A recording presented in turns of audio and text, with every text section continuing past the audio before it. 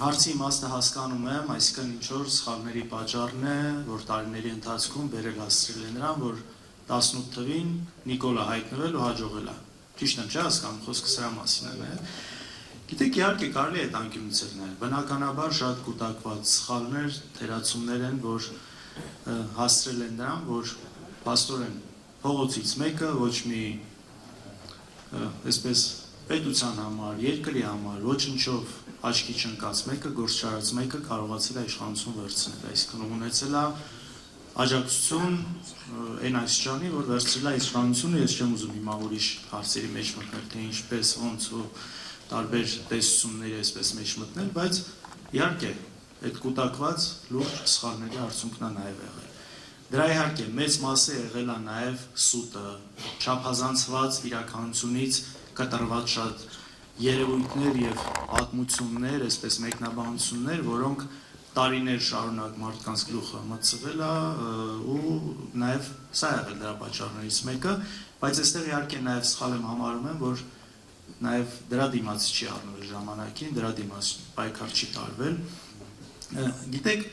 այսպես միշտ կարելի է ասել, ինչ որ բան եղել է, դրա պատճառով եղել է։ Հետո էլ մի քիչ էլ հետ գնաս, ասես դե դրանից առաջ էր ուրեմն ուրիշ բաներ են եղել սխալ, որ եղել է այդ, եթե այսպես թվականներով փորձենք առաջ գնալ։ Բայց իհարկե մեծ հաշվով նաև շատ սխալների պատճառով այդ ամեն ինչը եղել։ Բայց տեսեք, հիմա արդեն 7.5 տարի է կայս իշխանությունը։ Եթե 4 հաշվարկով փորձում ենք նայել, ինչ ունենք,